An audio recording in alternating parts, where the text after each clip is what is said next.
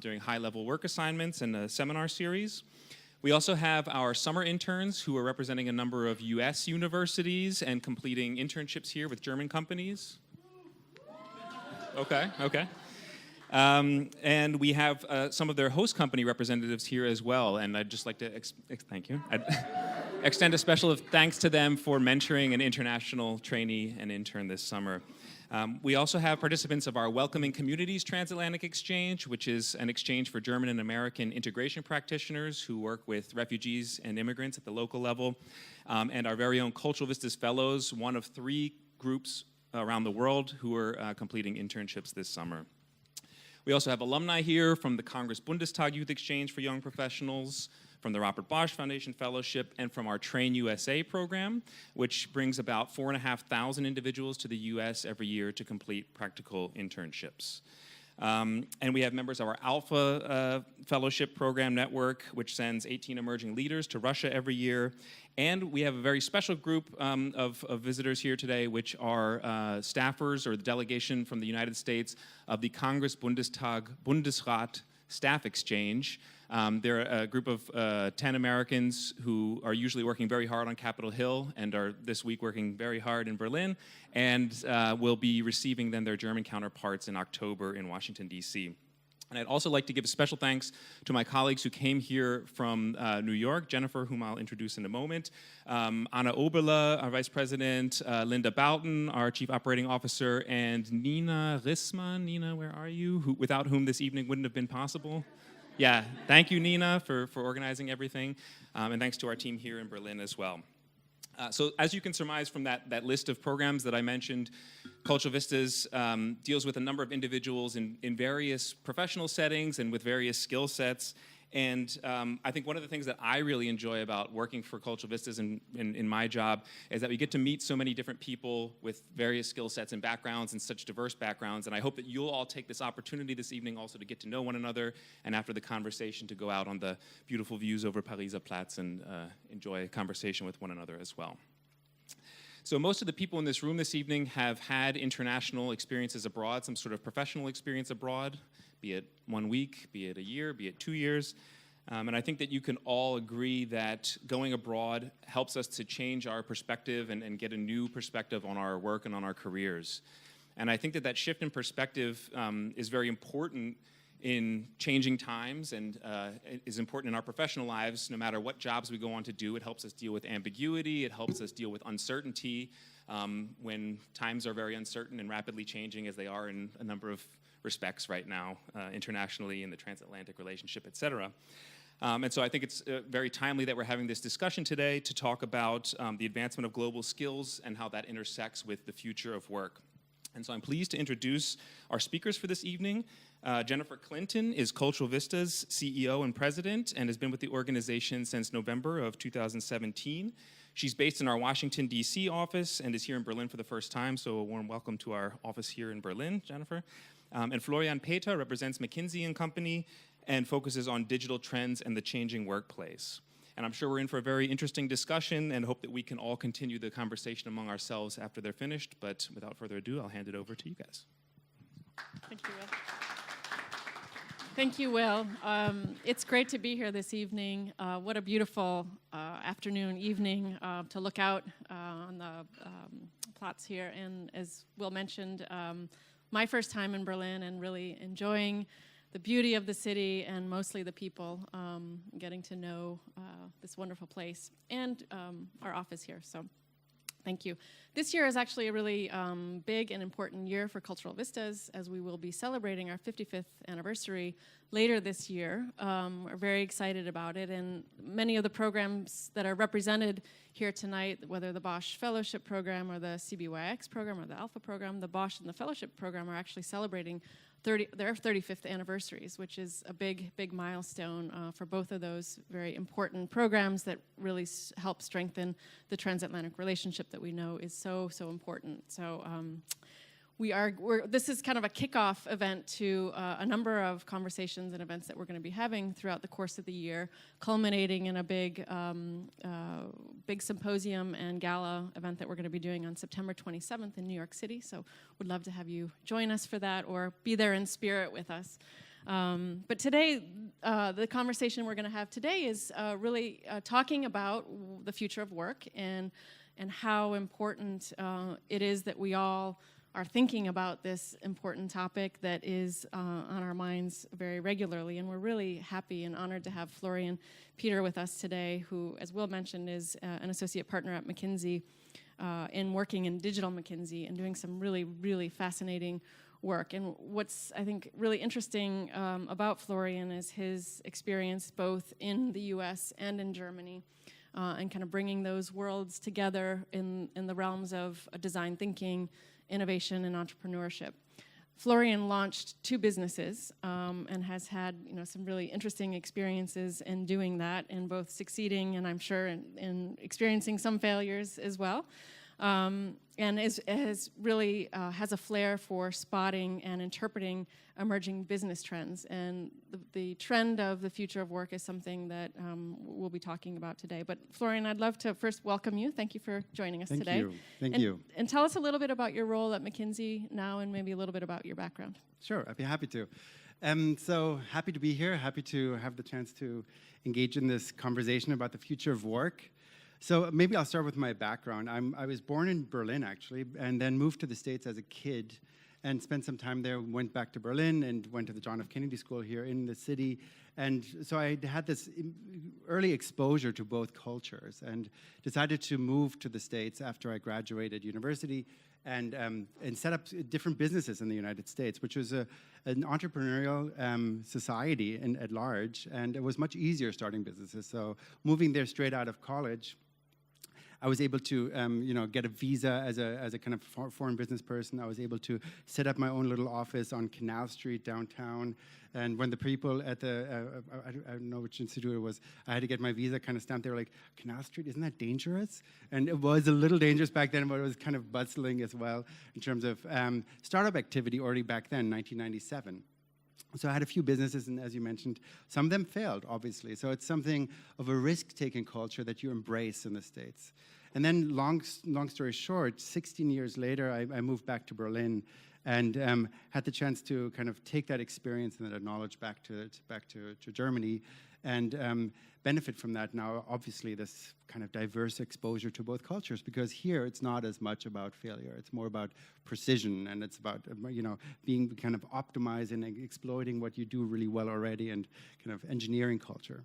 And so now I switched jobs to work at McKinsey, right? So after having run different companies and being involved with agencies and startups, I joined McKinsey by nature of the fact that I represent a different type of working, right? So a future type of working. And the company itself is looking for a different type of approach to how we solve problems and how we impact our clients. So capability building is really big, and we'll talk more about that in a second. But so in terms of McKinsey, it was really about coming up with a new way of working and embedding a new way of working, not just through me, but through a kind of a cohort of about 400 or 500 people that they've hired in the last few years that represent this type of agile, customer-centric, design thinking type of methodology we've hired into the firm. So why don't you kind of kick us off in helping us understand what you see as some of the broader kind of mega trends as we talk about the future of work? What are some of the dynamics that is causing us to even have this conversation? So it's actually really interesting. When you look at it, a lot of the impetus for it comes from, I want to be more like the Silicon Valley startups, right? So a lot of companies here and across the world are saying, I want to be like an Elon Musk or Jeff Bezos or Mark Zuckerberg. So the idea is fast, digital, kind of high-paced, high-speed, and they embrace these elements. So agile, obviously, agile way of working is a huge topic for us. There's hardly any project we engage in that doesn't have an agile component. So agile way of working is a huge trend. But on the flip side, for a lot of these entrepreneurial-minded companies, it's not just about the speed and agility and getting more out of the team in a different fashion. It's also about a different mindset, right? A different behavior. So giving people more of a purpose, right? What are we working for? So kind of bringing meaning into work again. So you want to go to work, and there's lots of statistics about that, how younger generations are more inclined to work for an employer that gives them meaning, that has a true purpose, a mission, and versus just paying them more, right? So people are, essentially foregoing maybe higher paid jobs for working environments that have more of a purpose. So purpose, agility. There's definitely also this trend of diversity. So definitely gender diversity is very important at the workplace, and it's something we push a lot in our firm and throughout our projects. But also in terms of diversity in a multidisciplinary team setup, right? So when you want to work agile, it's important to have this interdisciplinary mindset on site with your company and inside your teams. So we push that very strongly. Very different setup than the way McKinsey used to work 10, 15 years ago, where we come in and we kind of in a black box do our thing and then deliver a high impact output. Now we capability build on site with the clients in a multidisciplinary way. And maybe a last mega trend in terms of skills, future of work, is this kind of lifelong learning, right? We have an environment where a lot of the typical ways of working are going to be increasingly disrupted through technology, through artificial intelligence, through robotics. So we have to skill ourselves differently. And we'll talk more about that, I'm sure, as well. So lifelong learning on the job and giving your employees the opportunity to sort of embrace lifelong learning, not just in a lab kind of one-off environment, but when they're doing their work on a project. Thanks. So if we can talk a little bit about at the company level that you're advising corporations to understand what these trends are, adapt to them. What do you see as some of the biggest challenges to move them from where they are today to be agile and to have employees that are embracing lifelong learning? I think it's embedding kind of the last point I was trying to make, this idea of it's not just something you do one-off in a design thinking workshop, once a quarter or something. You send some people out somewhere and they observe people and then do some creative techniques, but you're embedding it into the organization, right? That's really hard for a lot of European corporations and some of the German ones we've observed, because they sort of isolate this new way of working in some sort of an accelerator program or an incubation program or an innovation lab, but they have a much harder time bringing it into the organization. And it goes both ways. It's top down. Leadership might not be fully committed to a new way of working, but it's also bottom up, where people are afraid of having to change what got them to the position they're in. Right? If you're in mid-management and you've kind of excelled and you have your path in front of you, if you continue doing that, you'll become leadership more over time, possibly. And suddenly these young Gen X people are coming in saying, let's do things differently. Let's use Post-its. I mean, that's a metaphor, but, I love using Post-its, but that's beside the point. Do different type of working, visual working, work in agile sprints, et cetera. It's uncomfortable. Right, so you need to engineer kind of your own way of working. So embedding that into the organization is really tough. So we have different mechanisms within McKinsey to look at kind of agile at scale. Right, so looking at agile throughout the whole organization, not just one team or one division or just the software developers.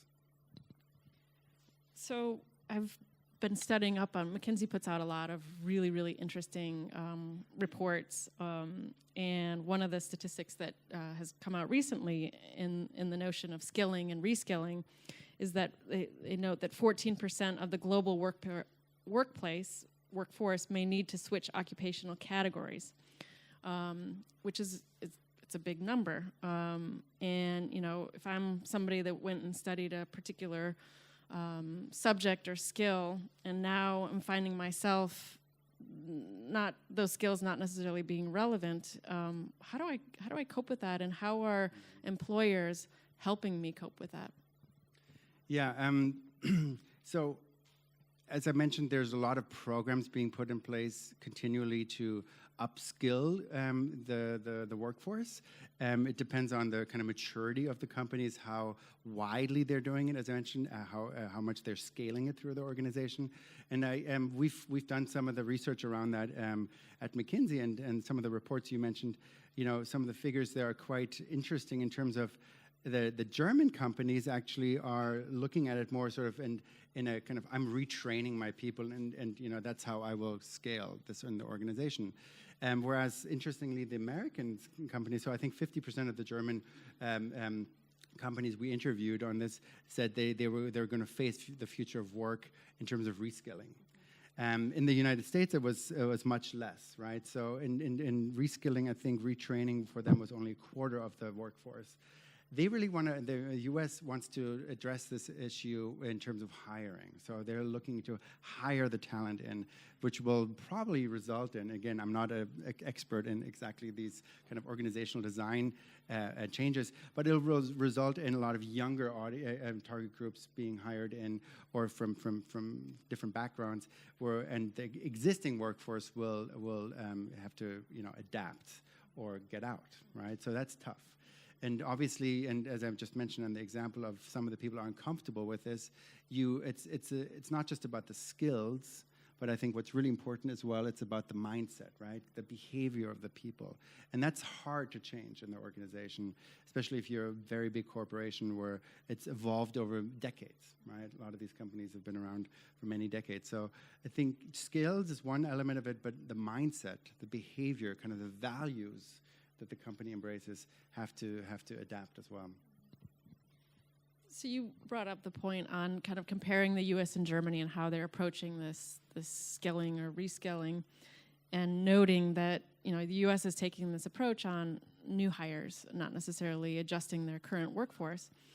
And we're seeing kind of this dynamic play out with respect to mobility, migration, and a lot of states across the U.S. and even in Germany, we're hearing there's this big skills gap. And so how do we find the right people that we need? We don't have them in our country, so we need to bring them from abroad.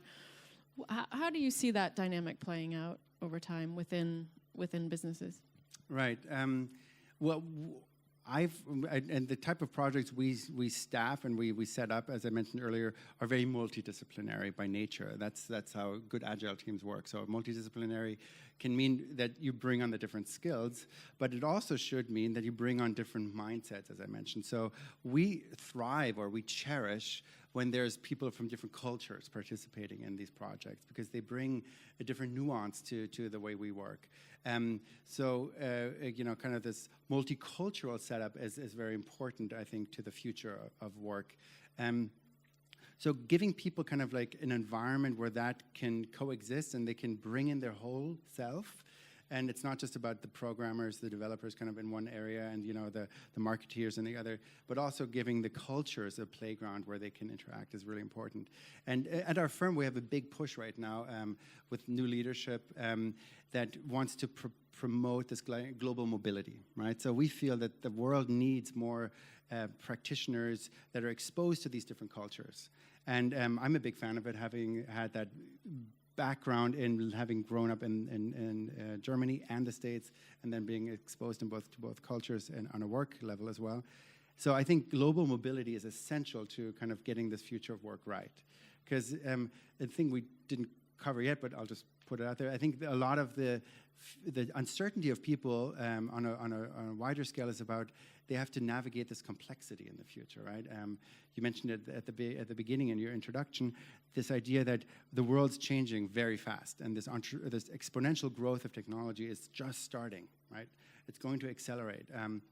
So what happens? You need to be resilient towards this type of these new environments, this volatility. So I believe very strongly myself also personally that global exposure adds to this resilience, right? You go to a new country and you immediately have to be resilient because you have to adapt, right? You have to adapt to the situation. You have to develop a certain sense of humility in the new place, because your old mindset and what made you great there might not, or probably doesn't work in a different setting. So you have to be humble at first. So all these elements play into this, I think, what you stand for at large, you know, this idea of getting people out of their comfort zone into new culture and then embracing that new culture and learning from that and bringing that back into the workforce. So Florian taught me a new term that I love, and I wrote it down. That is, no, I'll say it as this, is what's your spike? Can you explain that to us? My spike within the firm? Well, we call the spike kind of our kind of, you know this T-shaped individual kind of thing. It's a kind of model of looking at individuals. They should have one thing that's kind of deep exposure to a practice or to a different mind experience, and then kind of be holistic across the rest. So the spike that I bring into the firm, definitely, I see myself as somebody that has a deep understanding of human-centric, kind of customer-centric methodologies, design thinking, agile. So that's kind of the methodology spike. On the other front, in other terms, I see myself as a translator. So I think what ties into exactly our point that we just made, translating between these different cultures inside companies, inside our own firm at McKinsey, and making the people understand that the old isn't going to go away, it's going to change. We're augmenting it. But you have to embrace the new, right? So it needs translators. So I think part of my spike is being a translator between those worlds. Love it. I'm going to open it up to questions, and I'll ask one more to you in terms of advice to the audience. So we've got people in here that are kind of just starting out in their careers, people that have been doing their careers for 20 plus years, and those are at the end of their careers.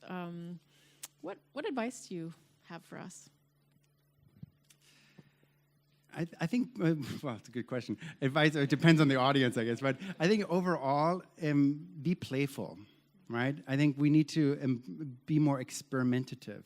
One thing I'm a big fan of in the work that I do is when I come into a team room and we have the setup where we often are at our clients, I just take the desks or ask the people, if possible, to get the desks out, to get the phones out, because you don't really collaborate if you're in an environment where everybody sits down, opens the laptop, and stares into a laptop. So playfulness really comes through interaction.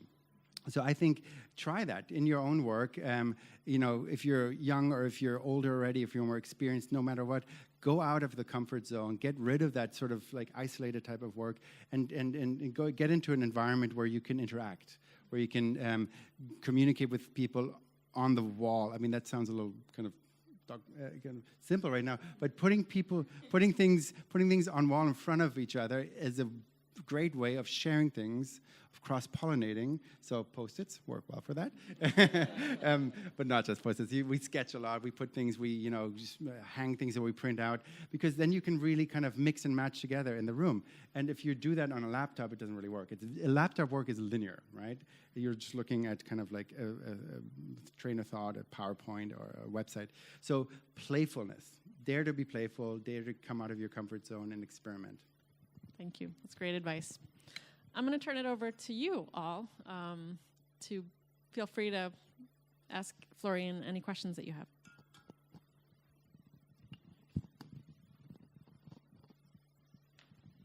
Good evening. My name is Dalia Grinfeld. I work as a policy advisor at the EU Council for Migration and Education.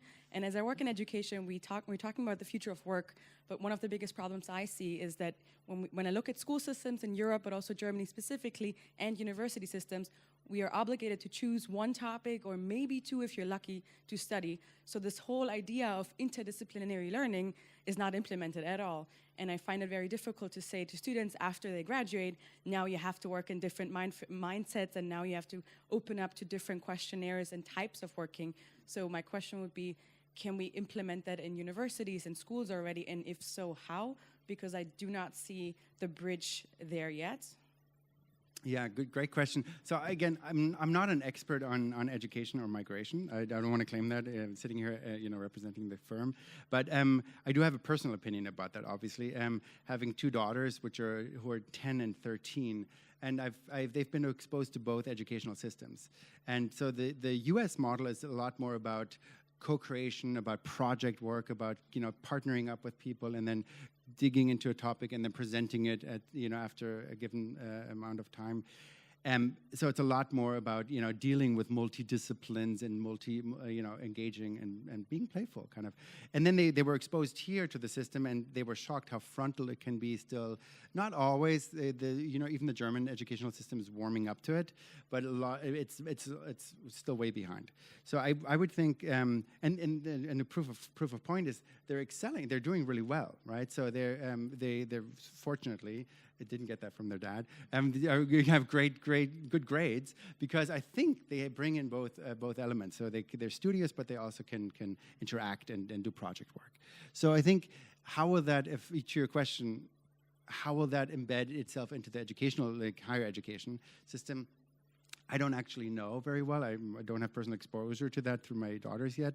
I know from my background, it didn't exist in the 90s yet, late 90s when I studied. But I do think that there's a big movement with these massive online course university type setups and this kind of like online learning and these new skill sets that we discussed, that we desperately need different types of education. And I don't know if it needs to be virtual. I'm not sure if that's the best way you can tell. I'm more about the personal interaction, but I think it needs to be some element of a revolution or change in the way education is conducted. Yeah.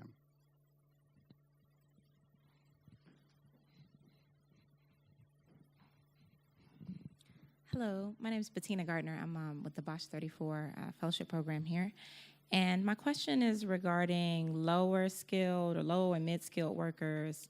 With so much automation and robotics kind of overtaking certain jobs, do you have any ideas or, I guess, policies, prescriptions that make sure that those populations that may not be going on through a university degree and going into the tech world and things like that, or trades even, lots of occupations that are very fixed to a geographic location, for example, or that workforce is not left out of, I guess, this next movement? What are you seeing from, I guess, the McKinsey standpoint in terms of the trends there and how people are continuously being trained or recruited to those? Because I think even in the U.S. there was a big shift to everyone is college track, but everyone is not college track in reality.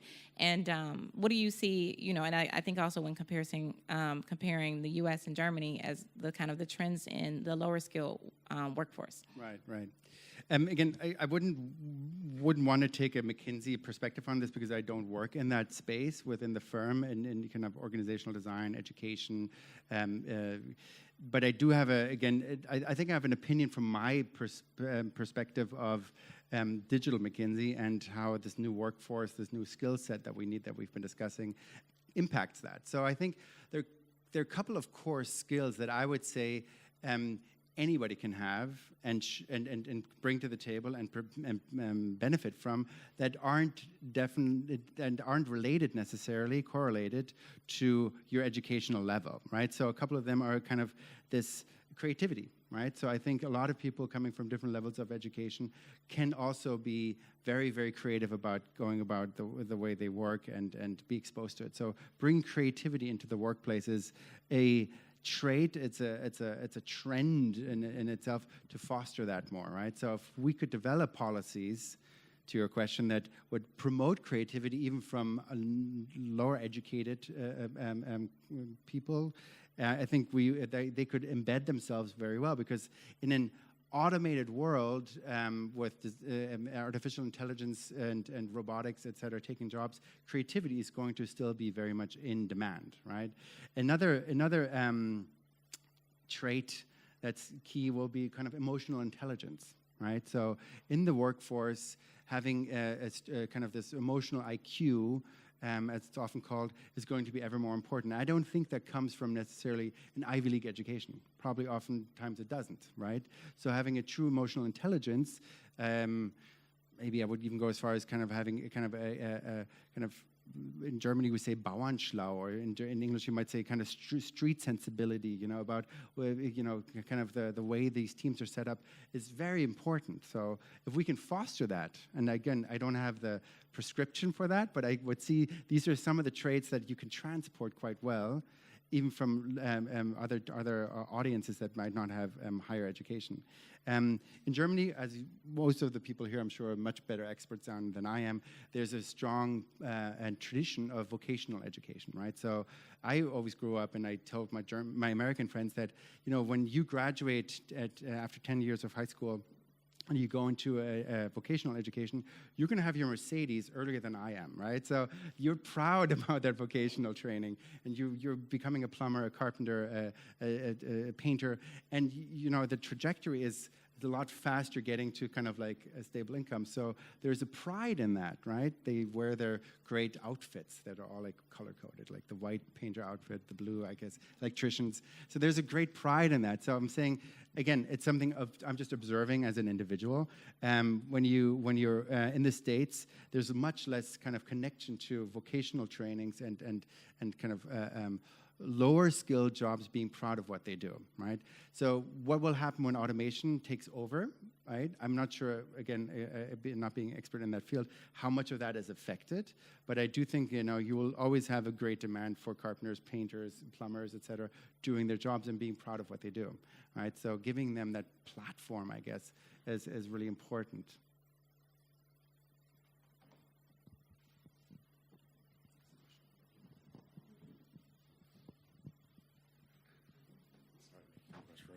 Hi, Jennifer. So Julian Clayton, Bosch 35, but I just left JP Morgan Chase where we did a lot of work on skills gap analysis, and it always seemed like it was short to middle term. It was kind of playing catch up. So just in your experience, have you seen anything that's predictive, something that we're looking at, you know, maybe 10, 15, 20 years down the line to address the skills that we will need and not the skills that we currently need and we're behind on? And the way we're looking at it at Digital McKinsey, obviously, is through a kind of a tech disruption lens, right? What are the big tech trends that we'll need to be skilled for in the future, right? So you take these kind of tech disruption mega trends like blockchain or augmented reality, virtual reality, and how do you train a workforce that can embrace that and actually use it and consistently. So these are things that we see as a tech trend coming at us in the next few years, much more prevalently. So you'll need a workforce that can embrace them. So we kind of deduce it from a tech perspective. In terms of the skills perspective, again, that's not the field that I'm active in, and reskilling or kind of upskilling. But again, as I mentioned earlier, we have an organizational design group. We have people that are doing lots of leadership coaching and training. And they are also embracing something I mentioned at the very beginning in terms of the trends of looking at, bringing back a purpose, looking at bringing back kind of like human elements into leadership, which then kind of trickles down in terms of a different mindset, value sets, et cetera. So those types of future leaders, and I think one of the other words we discussed earlier was kind of future-proofing your organization. It's a continual kind of effort, right? So looking, again, from our perspective, looking at the tech trend, seeing how are we going to be disrupted by those, and what skills do you need to work with them in the future. So we have how many questions here? 1, 2, 3, 4, 5, 6. Okay, we're going to bundle questions then. So maybe just take notes and then we can answer the questions together. Yeah. Hello. Thank you for your inputs. Valuable. My name is Salah. I am a founder of a startup in Berlin called International Human Power, with the task to build bridges between international talents and German companies. And we are facing the dilemma here. On one side, the German companies looking for talent due to shortage of manpower. At the same time, the creativity of the international talents is missing. But at another side, there is a big fear to open the company, change culture, accept different culture from abroad. So this is the dilemma we are facing with the companies. What is your observations, and maybe what is your advice to overcome this dilemma? Hi, Kristen Brand from Navigant Energy and Climate Policy. I'm wondering if you have any thoughts on the need for generalists versus specialists in the future. As you mentioned before, and as we've heard from some of the questions, the fields today are becoming increasingly complex, but yet we need a multidisciplinary approach. So what are your thoughts on that? Hi, my name's Shayna, Bosch 32. I currently work at Chiron. We offer online education for refugees and help them transfer to German universities. And one of the questions I had about was, especially related to the digital world, the value of certificates and of stackable skills. So not just looking at traditional higher education and what type of degree you have, but how you see that process of certificates, if you see that going a lot further, especially in relation to what you just said about creatives, because I think there's oftentimes a digital divide between creatives and those who actually have certificates for exact digital skills, and I'd like to hear your thoughts on that. Hi, Benjamin Lorch. I'm Bosch 23, and here in my role as a podcaster. I want to know, if I may summarize, the agile mindset. Is this more beneficial to the employer or the employee? And secondly, how does this translate into making money? Is that it? Okay, should I start? Giving some answers? Take those first. Okay, so we have 4 right now, 4 questions. Happy to take more if you want to. One more. No. Okay. Thank you so much. My name is Philipp Haas. I'm a freelance photographer.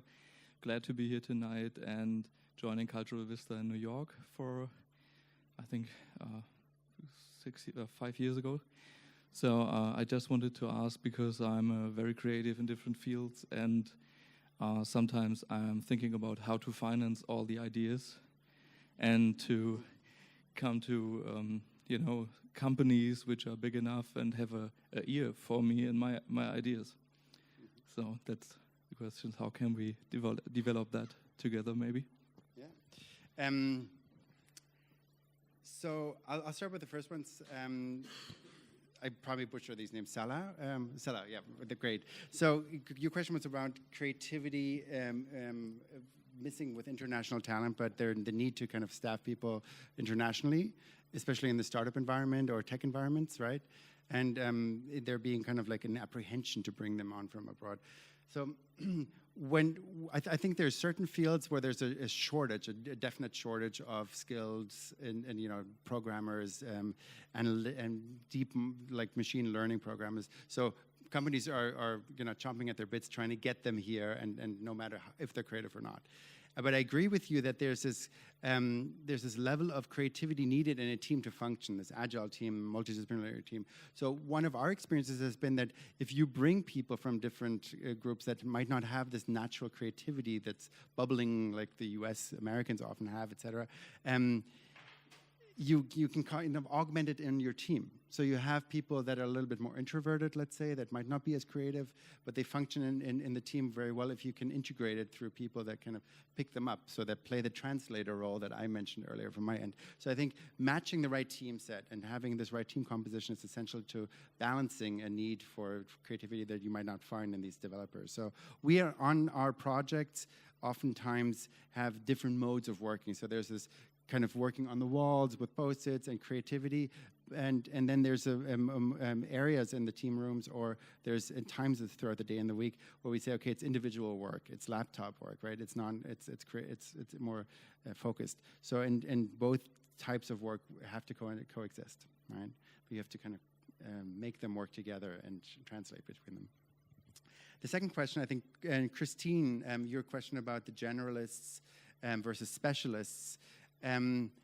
I agree with you that if we go into the future with these ever-expanding, exponentially growing kind of tech trends coming at us, you'll need specialists on blockchain. You'll need somebody that's specialized in artificial intelligence and its nuances. So there's going to be a demand for these specialists in the workforce. But kind of tying back what I said earlier, this kind of T-shaped individual, right? It's going to be ever more important, in addition to the speciality that you're developing, to also have this kind of holistic skill set, right? Or mindset, maybe more than a skill set. Skill set's probably more on your spike. And so you need to have this kind of emotional intelligence. You need to have this kind of creative way of working, kind of learning that as well, in addition to your deep speciality. So I would say this: if you develop a strong kind of T-shaped form, that could be beneficial for the future. in terms of, Shana, your question about like certificates and staffable skills or stackable skills? Stackable, okay. So having like many certificates and applying, for jobs through that. I'm not sure if I have a perfect answer for that, but I do know from my experience having joined the firm, the McKinsey, that 5 years ago, they would have never hired me, right? Because I don't have an Ivy League education. I have a decent international business education, that's fine, but I don't have this certificate kind of like level of detail. But they explicitly do hire types of people like myself because we're looking for experience, right? We're looking for people that have been in the trenches, that have done startup work, that have done agile ways of working, I'll address that in a second, and can actually come at it from an experience more than just a certificate that they've gained at a design thinking school in Potsdam for a month. And so it's that exposure through experience that's really essential. But I do think that the combination of the two makes it really interesting, right? Obviously, that's an easy answer now. But the idea is like I myself, going into the firm, was I have a deep background in design thinking. I'm not as much skilled in agile. Right. Again, I'll get to that in a second. But I'd love to take a tryout, let's say, an Agile Scrum Master training now, or a PO, Product Owner training, because it's a type of certificate that it kind of goes in the direction of lifelong learning. I'm 44 now. I'm an associate partner at a consulting firm. I still want to learn, right? And I still want to gain certificates if needed or exposure through kind of trainings. So I think having this kind of a mixture of a focus on experience, a strong experience, getting out in the world, playing, experimenting, as well as on picking up certain certificates is important. In terms of Agile, I'm a big fan of it. So I agree with you that sometimes clients see it as kind of the silver bullet to make their teams even more efficient, faster, productive, costs, increasing. It doesn't take 2 years to develop this product. We'll do it in 6 months. Boom. That's kind of the mindset, and it's something kind of what I said earlier. I think this idea that a lot of people see that as the main traits coming out of Silicon Valley, like this efficiency and setting these small teams up for success. But there's more to that, right? And I think there is, done well, there is a cultural benefit that the employees actually enjoy, right? Your Agile team will be a happier team, in my opinion, than if you're in an old kind of, we call it waterfall, kind of like, a process where have to, at the end of what you do, you hand it off to somebody else. You never talk to them again. Where in Agile, you're kind of always iterating. So it's, I think, executed well, a lot more fruitful and beneficial for employee experience and well-being. And do you make money with it? Again, I don't have them off the top of my head. We have plenty of statistics that we've tracked over time, where you can show that the productivity of the team will go up, the productivity of the organization will go up when you do Agile right? So it's this Agile at scale, not just this little lab on the side. So I think it shows, if you look at the companies, the Silicon Valley companies, if you look at some of the protagonists in Agile, also in Europe, big banks are doing Agile full on, and it improves their bottom line. And last question, Philip, how to finance ideas, kickstart them. Well, that's my answer, I guess, kickstart them. The idea is, well, financing, people say, and again, I'm not a VC, and I'm exposed to the Berlin ecosystem, so I do know that money is there. You just have to kind of like have the right idea and the right connections to get it, to find it. But I think one thing we really enjoy doing in the firm is doing a lot of competitions, right? So internal competitions, participate. It's kind of like this Kickstarter campaign type of work, right? So looking at, we just recently did a competition inside Digital McKinsey, inside the design cohort, saying, what's a project that we would all die for, right? Like working on. And then you create this energy in the organization and come up with lots of ideas, and then you find the funding for it, because there's a lot of motivation and energy, and leadership sees that, right? So I think, to your point, if you're an individual person, you have a great idea. There's a ton of kind of competitions out there, entrepreneurial, startup competitions. I'm not a big fan of business plan competitions, which the Germans still run a lot. I don't think a business plan document makes that much sense. I think the Kickstarter way of working, like putting out a prototype, making it, kind of marketing it and seeing if it sticks, right? If there's a product market fit, is a much better way of attracting than the finances. So I have plenty of friends, even in Germany, that have done successful kind of Kickstarter type campaigns and have built businesses out of it, right? It takes breadth. You might need a little bit of seed capital or angel investment, but definitely it's a great way of testing and experimenting with your idea. And if the real world will actually buy into it, like literally, right? People pay money onto it. I hope that answers your question a little bit. Thank you. We have time for one final question. Hi, my name is John Long, and I'm a retired professor. Got snuck in some way, so I don't have to worry about. But my question is, your observation of American companies, are they really being unrealistic in terms of their job requirements in seeking positions? We hear companies says we can't find anyone, and it goes back to the question that the young lady said about the generalists. Are they, could they be trained at that point? What was your observation in terms of looking at, are they sort of acting some unrealistic job expectations? Mm-hmm. It's a good question. I mean, I wish I had a deeper exposure into, again, I've lived here now for 5 years, and I haven't been that deeply exposed to that sort of job skill set dilemma in the United States. But knowing from my past experience working there, I've been exposed to a lot of these innovation labs, these creative teams. And there is a huge demand for new talent to come in, and they come out of these, creative schools, not just Ivy League schools, but all over. So there is that demand for having, boosting those types of teams and that setup. But I unfortunately wouldn't be able to.